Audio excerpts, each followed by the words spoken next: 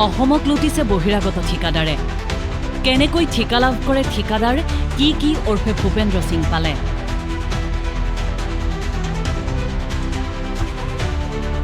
ক'ত চলে কমিছনৰ অংক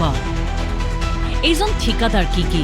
যিটো সময়ত কাম বিচাৰি হাবাথুৰি খাবলগীয়া হৈছে অসমীয়া ঠিকাদাৰ সেই সময়তো ঠিকাই যেন খেলি ফুৰে এইগৰাকী বহিৰাগত ঠিকাদাৰ কি ক'ত দিছপুৰত চামুচখনৰ পৰা চৰকাৰী বিয়াগম সভা সমিতিৰ আজবাবৰ পৰা পেণ্ডেলৰ দায়িত্বই যেন বিচাৰি ফুৰে এই কি কাৰণ কি শুনক কিন্তু আজি বহিৰাজ্যৰ পৰা আনি পেলাই তেওঁলোকক যে ৰঙাদলিচা পাৰি দিছে অসম চৰকাৰে ইয়াত নিশ্চয় অসম চৰকাৰে কমিছন লৈছে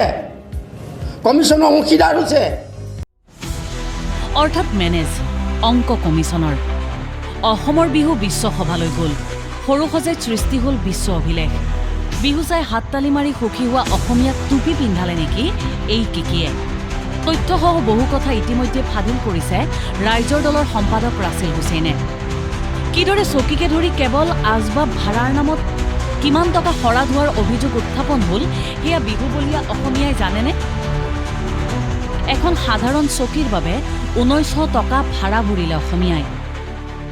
নিজেই বিবেচনা কৰক য'ত 10 টকাত এখন চকী ভাড়া পায় তাত নিৰ্ধাৰিত কৰিছে 19,000 টকা কিন্তু ইমানৰ পাছতো নীৰৱ হৈ থাকিল ৰাজ্য চৰকাৰ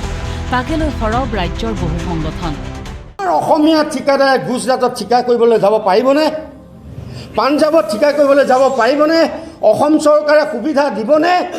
আমাৰ অসমীয়া ঠিকাদাৰসকলক বহিৰাজ্যত গৈ ঠিকা কৰিবলৈ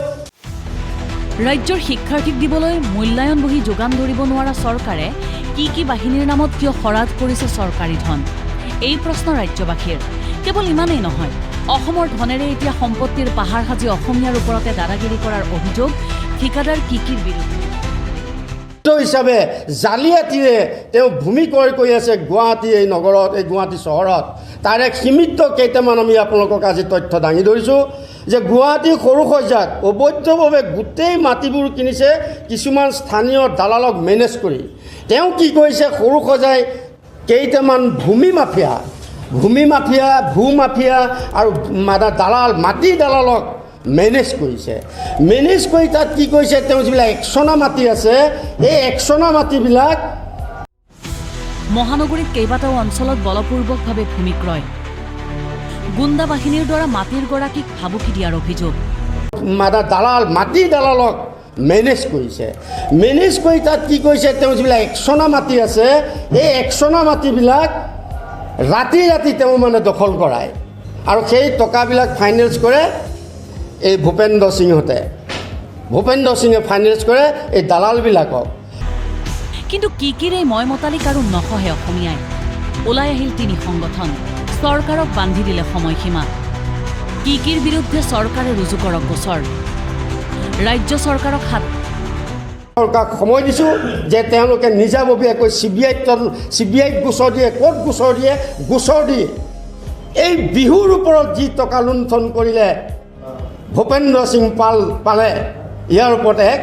আৰু অসম টেণ্ট হাউচৰ যিটো প্ৰতিষ্ঠান এই প্ৰতিষ্ঠানটোৰ ওপৰত এক বৃহৎ তদন্ত দিয়া ব্যৱস্থা গ্ৰহণ কৰক অন্যথা নিজেই পদক্ষেপ গ্ৰহণ কৰিব সংগঠন কেইটাই কোনো ব্যৱস্থা গ্ৰহণ নকৰে তদন্ত দিয়া ব্যৱস্থা গ্ৰহণ নকৰে আমি আইনী প্ৰক্ৰিয়া যোৱাৰ লগে লগে আমি গণতান্ত্ৰিক হিচাপে এই ভূপেন্দ্ৰ পাল সিঙৰ বাসগৃহৰ সন্মুখত আমি ধৰ্ণা দিয়াৰ কাৰ্যসূচী লোৱাৰ আমি ইতিমধ্যে তিনিওটা সংগঠনে আমি সিদ্ধান্ত গ্ৰহণ কৰিছোঁ এতিয়া প্ৰশ্ন হয়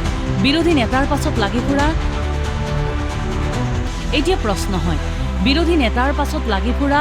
চিবিআই ইডি কিকিৰ বিৰুদ্ধে লগোৱাৰ সাহস চৰকাৰৰ হ'বনে নে জলঙাৰ মেকুৰী ওলাই পৰাৰ ভয়ত কাণত তোলা সোমাই বহি থাকিব দুৰ্নীতিমুক্ত প্ৰশাসনৰ কথা কোৱা এইখন চৰকাৰ নিউজ ডেস্ক ৰিপৰ্ট দেশ টুডে